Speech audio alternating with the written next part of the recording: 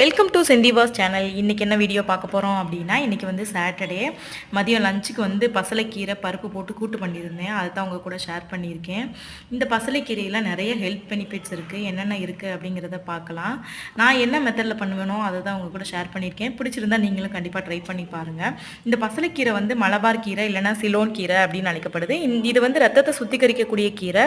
சிறுநீர் பிரச்சனையை வந்து சரி பண்ணுது. அப்புறம் செரிமானத்தை மேம்படுத்துது. உடம்புக்கு குளிர்ச்சியை தரக்கூடிய கீரை இது. குடல் புண்களை கூட சரி செய்யக்கூடிய கீரை இந்த கீரை. இதில் அயன், கால்சியம், விட்டமின்ஸ்லாம் இருக்குது. ரத்த சோகையை கூட சரி பண்ணுது. இவ்வளவு நன்மைகளை தரக்கூடிய இந்த கீரையை நம்ம கண்டிப்பாக உணவில் சேர்த்துக்கிறது ரொம்பவே நல்லது. காலையில் பிரேக்ஃபாஸ்ட்டுக்கு வந்து நாங்கள் வந்து பூரி கிழங்கு வச்சு சாப்பிட்டாச்சு. மதியம் லஞ்சுக்கு தான் பண்ணியிருந்தேன். ரொம்பவே ஈஸி அண்டு சிம்பிளான ஹெல்த்தியான ஒரு லஞ்சுனே சொல்லலாம். பசங்களுக்கு இந்த மாதிரி பருப்பு போட்டு செஞ்சு கொடுத்தா கண்டிப்பாக விரும்பி சாப்பிடுவாங்க. நான் வந்து பாசி பருப்பை ஃபஸ்ட்டு வேக வச்சுக்கிட்டேன். நீங்கள் இதை துவரம் பருப்பில் கூட பண்ணலாம். 100 கிராம் பருப்பு எடுத்து வேக வச்சுக்கிட்டேன். அதுக்கப்புறம் கீரையை பொடிசாக கட் பண்ணி எடுத்து வச்சுக்கிட்டேன். இப்போ பருப்பு நல்லா வெந்ததுக்கப்புறம் நம்ம இது கூட வந்து தக்காளி சேர்த்துக்கலாம். நான் ஒரு பெரிய தக்காளி சேர்த்துருக்கேன். அதுக்கப்புறம் வந்து சின்ன வெங்காயம் பொடிசாக கட் பண்ணி எடுத்து வச்சுருந்தேன். அதையும் சேர்த்துக்கோங்க. சின்ன வெங்காயம் சேர்க்குறது உடம்புக்கு ரொம்பவே நல்லது.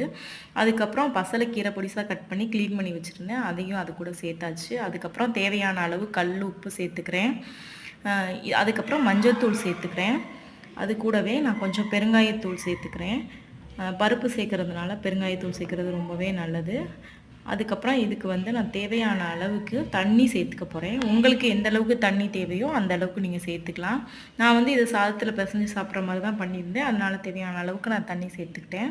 இது கூடவே நான் கொஞ்சம் சீரகம் சேர்த்துக்கிறேன். அதுக்கப்புறம் ஒரு 3 பல் அளவுக்கு சின்ன சின்ன பூண்டு வந்து நச்சு வச்சுருந்தேன். அதையும் எடுத்து நான் இது கூட நான் சேர்த்துக்கிறேன். அதை அப்படியே தட்டி போட்டுக்கலாம்.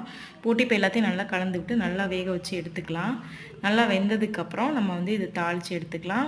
எண்ணெய், கடுகு, அதுக்கப்புறம் காஞ்ச மிளகாய், சின்ன வெங்காயம் கட் பண்ணி வச்சது அதையும் சேர்த்து நல்லா தாளித்து இது கூட சேர்த்துக்கலாம்.